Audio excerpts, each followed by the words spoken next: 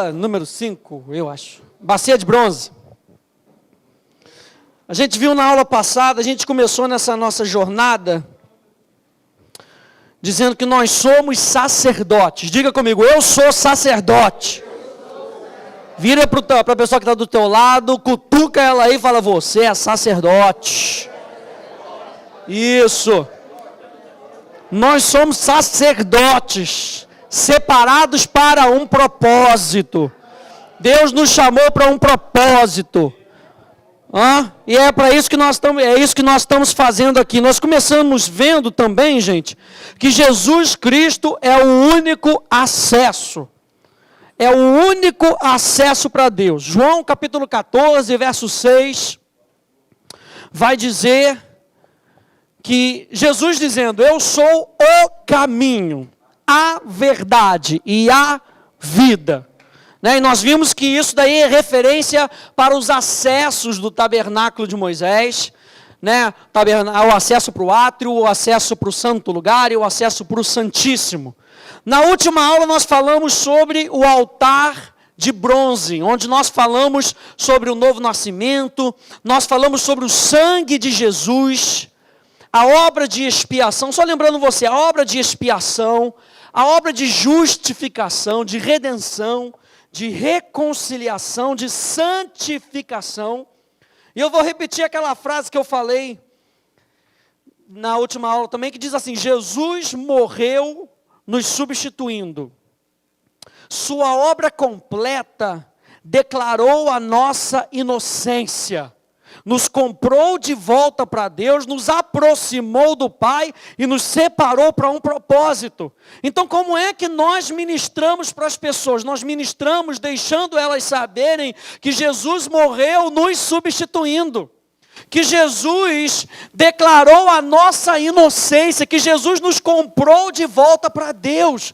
Que Jesus nos aproximou do Pai e nos separou para um propósito. E essa é a realidade que nós vivemos hoje. A realidade que Jesus Cristo morreu por nós. E Jesus Cristo pagou o preço por nós para que nós pudéssemos ser justiça de Deus. Você é justiça de Deus. Quando Deus olha para você, Ele vê a justiça dEle. A justiça que foi satisfeita. Como eu falei para você, Deus não olhou de lado assim para Ele não ver o pecado. Ele confrontou o pecado, mas esse pecado foi confrontado em Jesus. Por isso, nós terminamos dizendo que o único lugar onde Deus lidou com o pecado, na natureza do pecado, foi aonde? Na cruz do Calvário, no altar de bronze. Foi o único lugar, é o único lugar no tabernáculo de Moisés, onde Deus lida com a natureza do pecado. E ali Deus declara que você é justo. Você é justo. Diga, eu sou justo. Você é justo. E a gente terminou falando sobre isso. Então, gente, hoje a gente vai falar sobre a bacia de bronze. Então, logo depois que você passa pelo acesso, você encontra o altar de bronze. E o segundo utensílio que você encontra é a bacia de bronze. Ok? Êxodo 30, verso 17 e 18, está aí na tua apostila, acompanha comigo. Disse mais o Senhor a Moisés, farás também a bacia de bronze, com seu suporte de bronze para lavar. Pô-la-ás entre a tenda da congregação e o altar, e deitarás água nela. Nela Arão e seus filhos, os sacerdotes, lavarão as mãos e os pés. Quando entrarem na tenda da congregação, ou seja, no santo lugar, lavar-se-ão com água, para que não morram. Ou quando se chegarem ao altar para ministrar, para acender a oferta queimada ao Senhor, lavarão, pois, as mãos e os pés, para que não morram. E isso lhe será por estatuto perpétuo, a ele e a sua posteridade, através das suas gerações. Então, lembrando aí que a bacia é de bronze. Só que eu falei para você que a bacia, o bronze como símbolo de julgamento, né? Nos lembra do pecado que já foi julgado. Eu falei então para você que o altar de bronze lidou com a natureza do pecado. Ok? O bronze, no altar de bronze, lidou com a natureza do pecado. O bronze, na bacia de bronze, nos lembra que o pecado já foi julgado. Então, quando nós estamos falando aqui, o que nós vamos falar hoje? Sobre santificação. Ok? A bacia de bronze nos lembra de santificação. E santificação não fica apontando para o pecado. Lembra que nós falamos que ser santo é muito mais do que ser separado de, é ser separado para. Então, quando a Bíblia fala sobre santificação, sobre santidade, ela está apontando para um propósito, ela está apontando para um destino, ela está apontando para algo final. Deus, Ele vai sempre levantar a tua cabeça para que você veja o final, para que você possa ver o teu destino, e Deus implantou isso no teu coração. Pega isso. A Bíblia diz que Ele implantou a eternidade no teu coração. Olha só, gente, a eternidade, quer se relacionar com Deus? Está aí no teu espírito, a eternidade está no teu coração. Deus colocou você como um ser espiritual para que você possa se relacionar com Ele. Então, do que era feito a bacia de bronze? Claro, de bronze, né? O nome já diz, a bacia de bronze. Isso nos lembra que o pecado já foi julgado. E nós falamos que o pecado eram 3 coisas na aula passada. O pecado era uma dívida.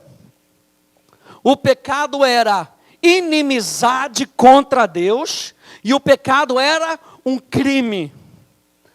Quando você olha para a bacia de bronze e você vê aquele bronze, a primeira coisa que você lembra é que o teu pecado ficou para trás. A natureza do pecado ficou para trás. Não está apontando para hoje, está apontando para trás.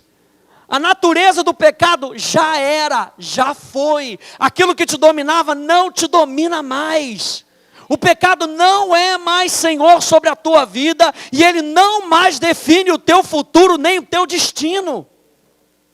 Não define mais. E a bacia de bronze nos lembra que o nosso passado foi apagado, ficou lá atrás, queimado. Você lembra que nós falamos que o altar, a gente colocava, os sacerdotes colocavam a oferta sobre o altar, e ele era completamente aniquilado. Acabava. Sumia. Virava cinzas. No holocausto, ofertas queimadas. Isso é símbolo da nossa morte. Quando você olha para a cinza, você não tem como distinguir. Você tem que fazer lá o exame do DNA para poder saber de quem são aquelas cinzas. Mas naquela época não tinha. Virou cinza, acabou a existência. Quando você morreu, acabou a sua existência antiga. Você é uma nova natureza. E a bacia de bronze vai nos mostrar quem nós somos em Cristo Jesus. O interessante aqui também, gente, é que essa bacia tinha um suporte. Olha só que interessante. O bronze aponta para aquela vida passada que já acabou. O suporte, a palavra para suporte aqui é a mesma palavra usada para justiça. Uau! O suporte da bacia é a mesma palavra usada para a bacia. Diz assim na sua apostila, ó, essa bacia tinha um suporte. Esse suporte traz a ideia de algo firme, ereto, estável. Fala de estabilidade. E quando o sacerdote olhava para a bacia, ele via algo estável. Então, gente, a nossa estabilidade está em nós conhecermos quem nós somos em Cristo Jesus. Essa é a estabilidade da nossa vida. A Bíblia fala para nós não sermos como meninos que são levados por quê? Por todo o vento de doutrina. Uma hora é a doutrina do pecador. Outra hora é a doutrina da graça. Uma hora é a doutrina da lei. Outra hora é a doutrina do santo. E eu não sei onde é que eu estou. Sou levado por todo o vento de doutrina. A Bíblia fala que a nossa estabilidade, quando você olha para a bacia, a nossa estabilidade está na nossa justiça. em quem nós somos em Cristo Jesus. A justiça é a base para a santificação. Sabe por quê? Porque se não for assim, você vai tentar usar a santificação como com as suas obras. Eu sou santo porque eu faço. Eu sou santificado porque eu faço. Só que a base da nossa santificação é a justiça de Deus. Você pode anotar isso aí. A base da nossa santificação é a justiça de Deus. No hebraico, firme, ereto, estável, é a mesma palavra para justo, para justiça.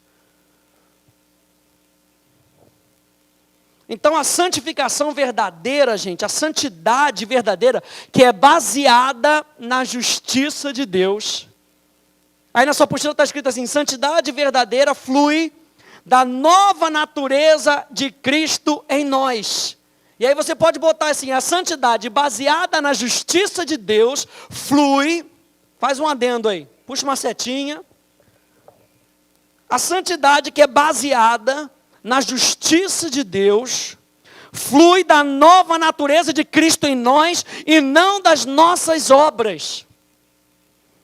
Quando o sacerdote ia se lavar para poder entrar no santo lugar, ele se lembrava que a obra já tinha sido feita, o sacrifício já tinha sido aceito. Essa santidade baseada na justiça de Deus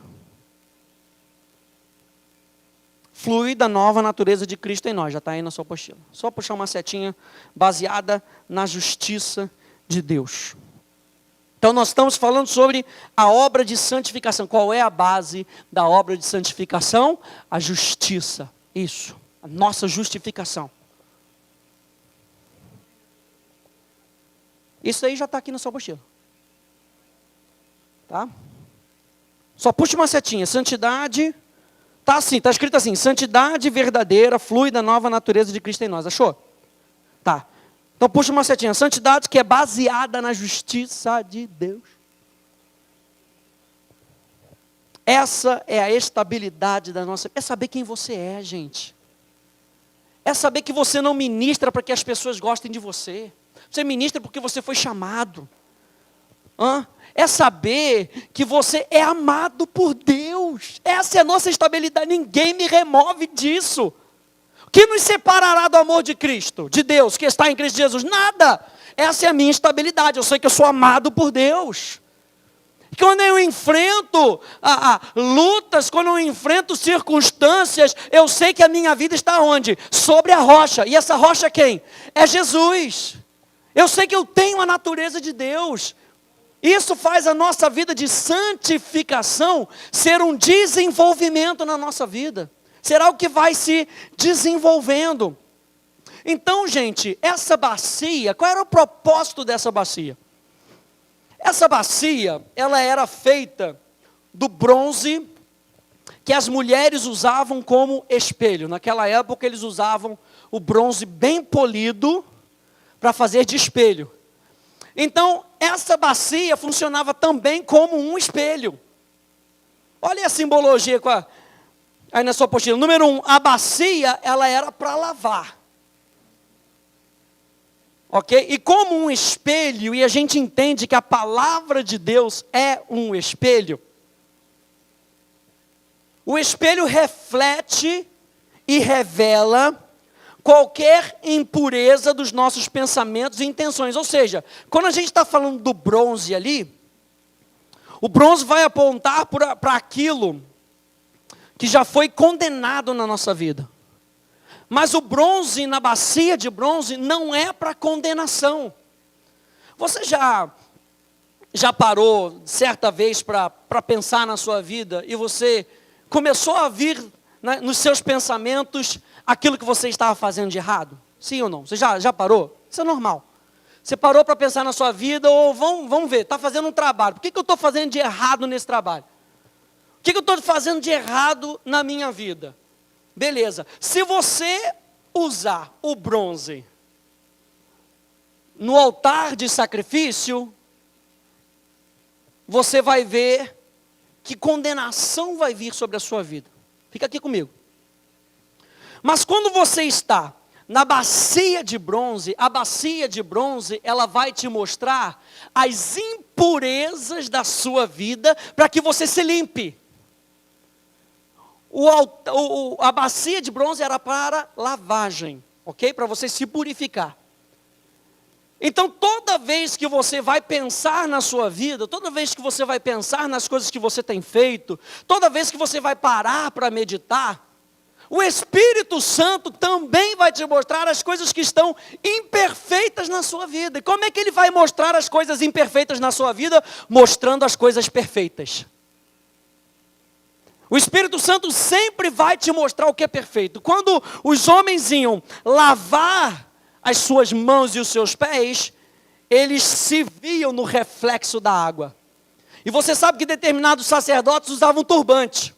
Se o turbante estivesse meio viradinho assim, quando eles iam se lavar, ele ia ver. Ih, rapaz, está meio viradinho, vou acertar. E acertava o turbante. Ih, rapaz, a minha gola não está tão bonita aqui, não. Então vou dar uma acertada. Eles não se sentiam condenados, porque o turbante estava errado. Oh, rapaz, que infelicidade, não sou mais sacerdote. Que infelicidade, rapaz, é um pecado na minha vida, me fez pecador de novo, rapaz. Que infelicidade, eu cometi aquele pecado, e agora? Vão me excluir da igreja? Não, a água mostrava, aquele reflexo mostrava que existem algumas impurezas na nossa vida, existem algumas ações, algumas atitudes na nossa vida que precisam ser reajustadas. E é isso que a bacia de bronze faz, é isso que a palavra de Deus nos faz. Mas a palavra de Deus nos faz diferente de como o inferno faz. O inferno traz condenação. A palavra traz perfeição. Aperfeiçoamento. Então, gente, o bronze que tipifica o julgamento, mas não do pecado, mas fala do auto-julgamento. Auto-julgamento. Quando você vai para o espelho, o que você faz? Você se analisa. E a Bíblia chama você para se analisar. É ou não é? Você vai antes de ir para a igreja ou você vai da forma como você está? Você acorda, toma banho. Se você tem mais cabelo do que eu, então influencia um pouquinho mais. Eu não preciso pentear o cabelo, então não tem problema. Mas você vai, dá uma olhadinha no espelho, vê se está tudo certo, dá uma analisada. As mulheres passam um batonzinho, ou você passa o batom no tato. Não, você passa o batom, mas está sempre checando, não é verdade? Até mesmo no carro, eu vejo lá minha esposa, coisa e tal, papapá. Aí estou dirigindo, papapá, de repente ela puxa o espelhinho. Peraí, amor, estou dirigindo, não, tem que me ver aqui, peraí. Tem que acertar para ver se está certinho. A palavra nos mostra como nós devemos agir, como nós devemos ser. E essa palavra, a gente sempre vai nos mostrar o que nós somos. Sempre vai nos mostrar o que nós somos. É o aperfeiçoamento. Pode colocar aí. Essa bacia de bronze nos mostra e nos chama ao aperfeiçoamento. Abra lá comigo, em Filipenses capítulo 3. Então, a obra de santificação na nossa vida, minha gente, é uma obra de aperfeiçoamento. Você já é um sacerdote. Essa bacia vai te limpar para que você seja um melhor sacerdote. Filipenses capítulo 3, por favor.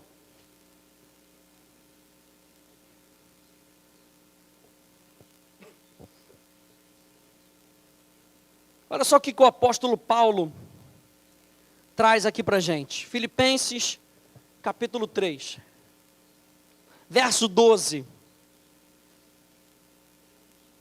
Diz assim: não que eu o tenha já recebido ou tenha já obtido o que diz aí? Perfeição. A palavra perfeição aí é maturidade. Ok?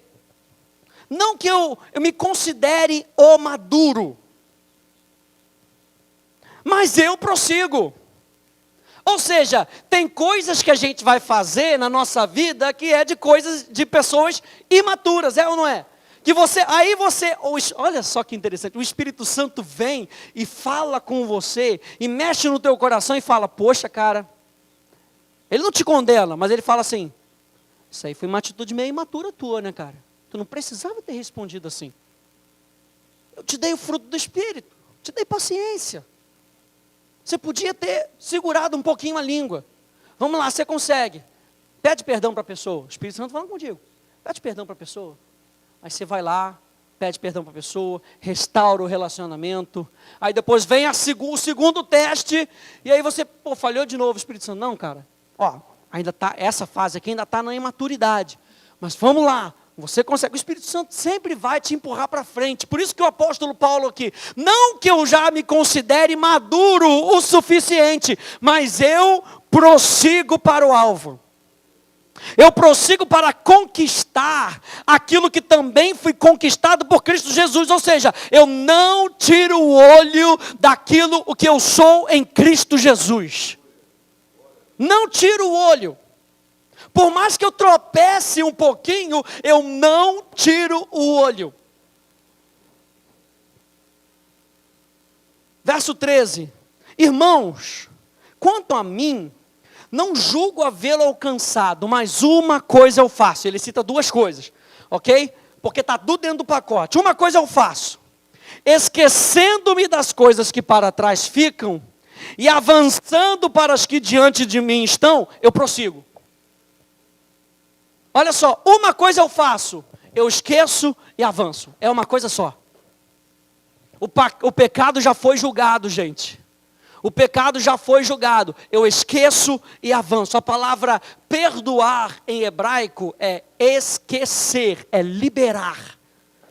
Eu esqueço e avanço. Eu esqueço das coisas que para trás ficam e avanço para as que diante de mim estão. O que está diante de você? O que está diante de você? A figura de quem você é em Cristo. É isso que está diante de você. É isso que está diante de você. Prossigo para o alvo. E o alvo é quem? É Cristo. O alvo é Cristo. É Cristo sendo formado em nós. É Cristo sendo visto através de nós. É Cristo sendo discernido. É o bom perfume de Cristo sendo exalado através da nossa vida. É Cristo. Meu alvo é Cristo. O meu alvo é Cristo. Vou avançar, eu vou crescer. Ninguém vai me deter. Meu alvo é Cristo. O meu alvo é Cristo. Quer ser um esposo melhor? O alvo é Cristo. Quer ser um funcionário melhor? O alvo é Cristo. O alvo é Cristo para todas as coisas, gente. Porque a gente está olhando no espelho, e o espelho é Cristo. A palavra é Cristo. Ele é o modelo. Quer ser um filho melhor? Um filho de Deus melhor? Cristo é o alvo, o objetivo. Prossigo para o alvo, para o prêmio da soberana vocação de Deus em Cristo Jesus. Todos, pois, que somos perfeitos, completos, tenhamos esse sentimento. E se porventura pensais de outro modo, olha a bacia de bronze, também isso Deus vos esclarecerá. Porque você vai se lavando na palavra. Quanto mais você vai se lavando na palavra, mais você vai se vendo como você é. Quanto mais você vai se lavando na palavra, mais você vai se vendo como você é. Você não é aquilo do cavalo, do bandido, como os outros dizem. Você é filho de Deus. Assentado em lugares celestiais juntamente com Cristo. Nunca é o bastante dizer. Olha só, Filipenses capítulo 3. Dá só uma voltadinha assim. Eu peguei esse versículo aqui, que às vezes as pessoas dizem, mas de novo, o pastor vai falar sobre esse assunto de novo. Olha só o que Paulo diz. Filipenses capítulo 3, verso 1. Quanto ao mais, irmãos meus, alegrai-vos no Senhor. A mim não me desgosta e é segurança para vós outros que eu escreva as mesmas coisas, cara. O que a gente está falando aqui? A mesma coisa que você viu no primeiro e no segundo ano. Você é o que a Bíblia diz que você é. Por que você está falando isso de novo, pastor? É uma segurançazinha a mais. Vai que você esqueceu. Então é uma segurançazinha a mais. Para prevenir, eu vou falar de novo. Você é filho de Deus. A menina dos olhos de Deus. E era isso o que os sacerdotes viam. Quando eles viam o seu reflexo, eles viam quem eles eram, quem eles tinham sido feitos. Eles tinham se tornado sacerdotes, gente, para ministrarem para Deus. 1 João capítulo 2, vai lá. Então quem é você? Sacerdote. 1 João capítulo 2. Esse espelho então é para aperfeiçoamento. Sempre que o Espírito Santo te mostrar algo que não está condizente com esse alvo, ele sempre vai mostrar no amor. Ele sempre vai trazer conforto. 1 João capítulo 2, verso 5. Diz assim: aquele, entretanto, que guarda a sua palavra, nele verdadeiramente tem sido aperfeiçoado o amor de Deus. Ou seja, você sabe que você tem a natureza de Deus. Você sabe disso? E Deus é amor. Então nele que tem o quê? Que guarda a sua palavra, que guarda a palavra de Deus, ou seja, que está com a palavra de Deus continuamente na frente dele, sendo o meu guia, lâmpada para os meus pés, é a tua palavra e luz para o meu caminhar. Aquele que guarda, aquele que me obedece, uau! Nele tem sido aperfeiçoada essa natureza. João capítulo 8, vai lá. Maravilha. Ainda bem que eu tenho 3 tempos hoje.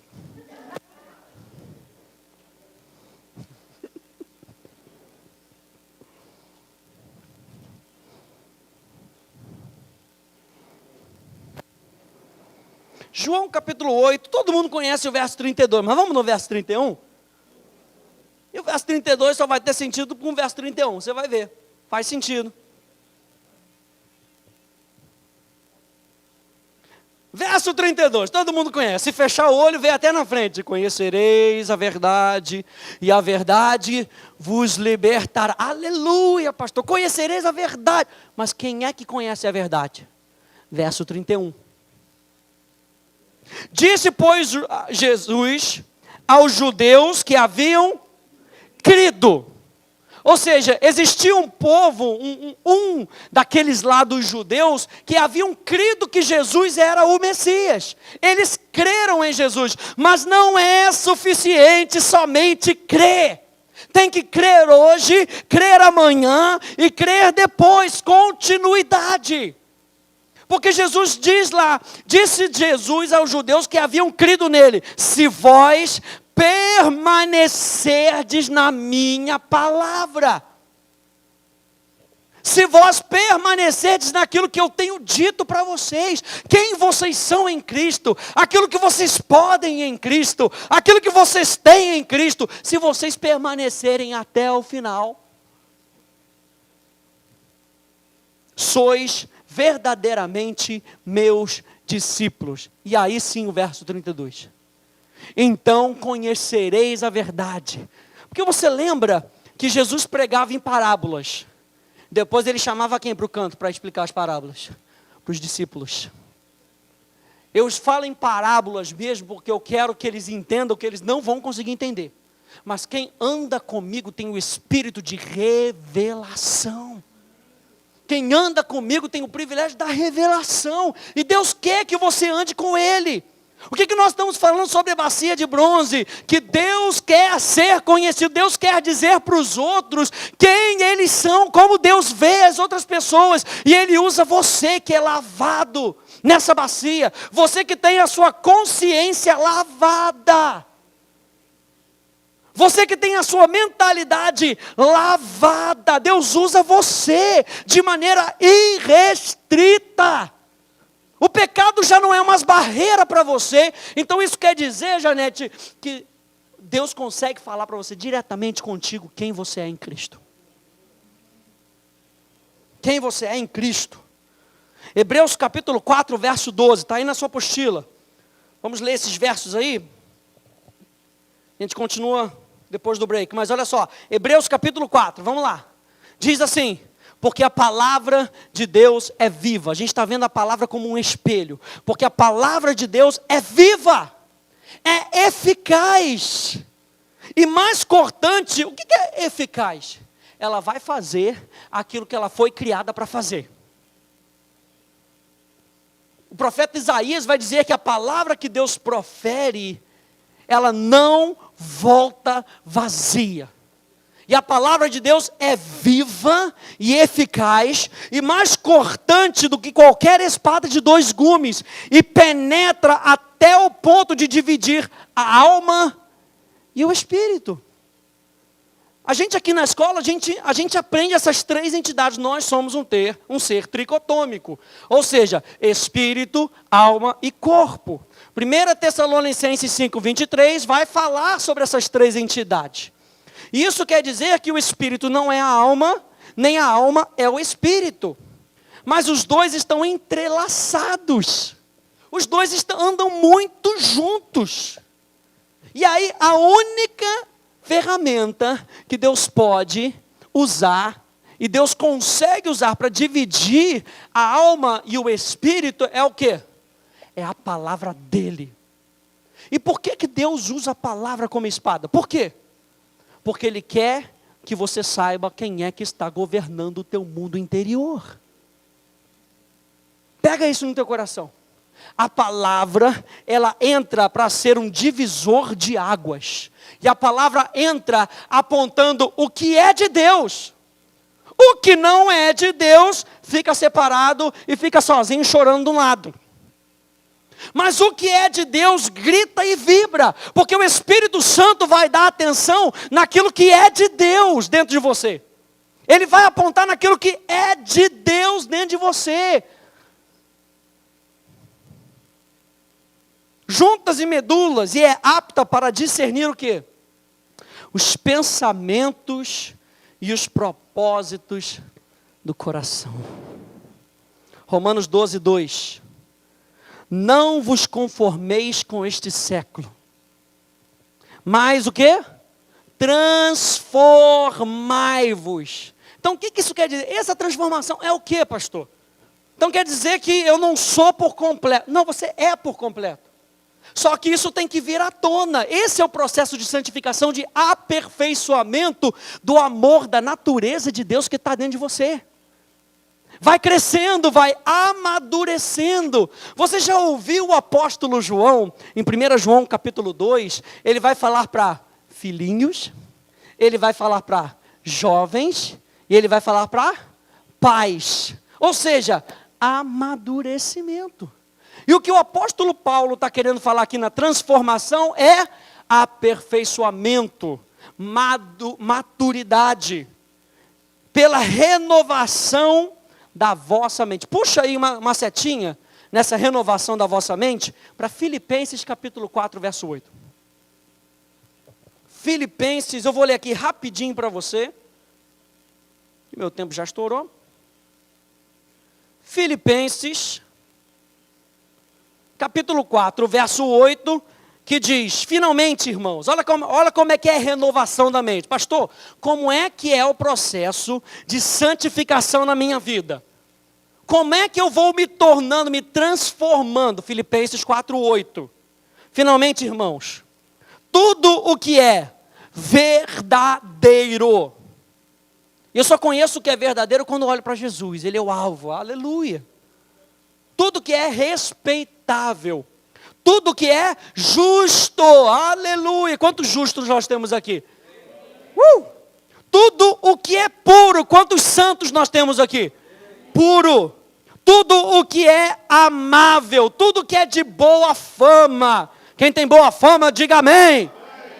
É isso aí. Se há alguma virtude e se algum louvor existe, seja isso o que ocupe o vosso pensamento. Não adianta ficar pensando em besteira, você não vai renovar a tua mente em quem você é, pensando na morte da bezerra, quem você era, morreu. É assim que você é transformado. E quando você está ali na bacia de bronze, se lavando, você está pensando em tudo que é verdadeiro, tudo que é puro, tudo que é amável, tudo que é justo, tudo que é de boa fama. Se há alguma virtude, e há poder, virtude é poder. Se há algum louvor, seja isso que habite no teu coração. Sabe o que é esse louvor? É como Deus pensa de você. A primeira pessoa a ensinar a adoração é Deus. Deus vou falar, hein? Posso falar? Deus te adora. Não, é verdade, olha só, lembra quando nós falamos que abençoar é catalisar o futuro das pessoas, que Deus está sorrindo com um sorriso de aprovação? Barak. E Barak também significa que Deus se ajoelha e apresenta para você o teu destino. E ajoelhar é adorar. A primeira pessoa a trazer o conceito de adoração é Deus, porque Deus abençoou o homem. Aquela palavra, Barak, Deus abençoou o homem, ele se ajoelha diante do homem e fala, eu vou cumprir na sua vida aquilo que eu coloquei dentro de você, eu vou. E Deus se ajoelha diante do homem, não é na figura do homem, é na palavra proferida que Deus colocou para você. Deus vela pela sua palavra implantada em você. Por isso, honre a palavra de Deus. O que isso quer dizer? Isso quer dizer, honre o chamado de Deus na sua vida. Valorize, gaste tempo com esse chamado. Olhe para esse chamado e diga, foi Deus que me deu. Eu sei que existe um destino divino dentro de mim. Eu sei que Deus me valoriza. Eu sei que Deus me honra. E por isso eu vou honrar o nome dEle. Onde é que a gente aprende isso? Na bacia de bronze. Como um espelho. Amém?